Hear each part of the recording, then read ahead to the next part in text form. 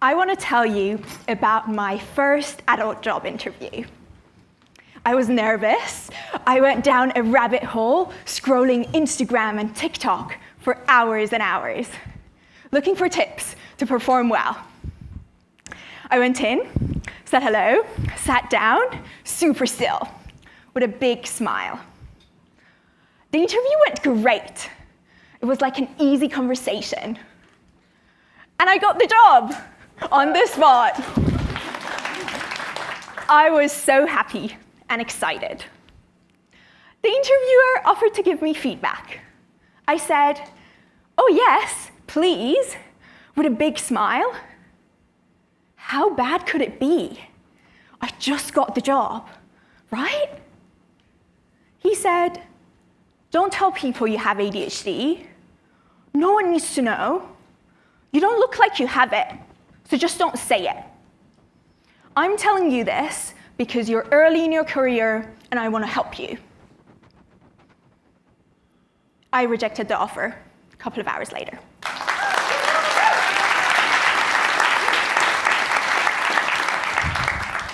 That moment stayed with me. It shaped how I showed up for years. And that's not just my story. Every neurodivergent person I've spoken to knows that tension, the silence calculation of, do I say it? At work, in classrooms, and even in friendships. So, let me introduce myself properly. Hello, I'm Shirin. I use she, her pronouns. I'm neurodivergent and a psychology master's student. I aspire to be a clinical psychologist. Today, I'm here to tell you we exist and we belong.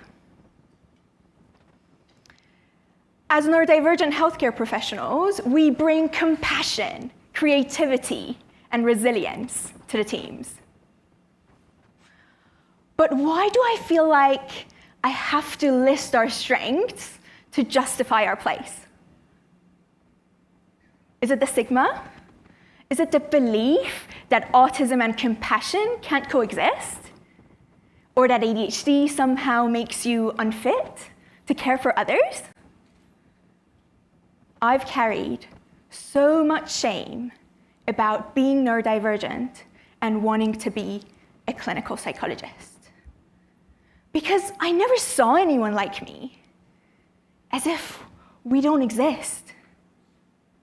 But I've existed this whole time, and so have thousands of others. I was 9 when I got my diagnosis. I walked out of that clinic believing I was broken and determined to make sure no one ever found out I had ADHD. Not even my brother, my best friend, was allowed to know. Fast forward, at age 16, fueled by my superpowers, I stood in front of Iran's president and ministers advocating for accessible education in mainstream schools. I felt proud. I was part of a change I wanted to see. But even then, I made sure no one knew I had ADHD. Because I believed if I did, my words would lose credibility, that my voice would matter less. When I turned 18, I honestly thought my ADHD would just disappear. Because that's what I've been told over the years would happen. But of course, it was still there. It has always been a part of me. So you can imagine how hard that interview feedback hit me. After years of debating whether I should say it out at all, the moment I finally did, I was told I shouldn't have. Maybe you felt that too. The fear, that if you share who you really are, you'll lose your place in the room.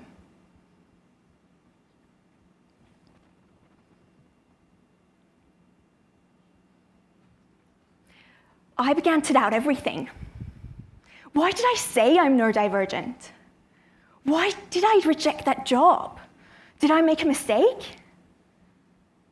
I never saw anyone in healthcare say, I'm neurodivergent. So that's why. To this day, every single time I want to say it in an interview, I'm not sure. I'm not sure if I should say it or not. I'd never heard a healthcare professional say, I'm neurodivergent. I'd heard it from actors, Olympians, celebrities, but never from physiotherapists, nurses, doctors, never from anyone in healthcare. Maybe it's because in healthcare, disclosing that you have ADHD, which is a classified disability, doesn't just feel risky. Maybe it feels like asking for permission to exist. So, what if we don't have to ask? If you're a supervisor, a manager, or a colleague, don't wait for people to tell you, I'm disabled, or I'm neurodivergent, before you start thinking about accessibility. Don't wait for people to disclose before you start creating space. Inclusion doesn't begin at disclosure. It begins with an open mindset. So, let's start here. If you invite someone to an interview, tell them what to expect. Remove the mystery. Ask if they'd benefit from any adjustments. And mean it. In team meetings, in check-ins, ask what people need so they can thrive. Build teams that work for everyone by default. And if we do tell you we're neurodivergent, accept our words. Please, don't tell us that we don't look autistic or dyspraxic. When you say that, what you're really saying is you're doing a good job at hiding it.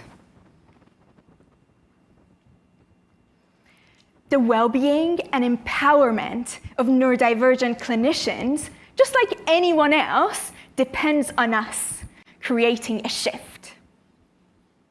A shift in language. A shift in acceptance. A shift in culture.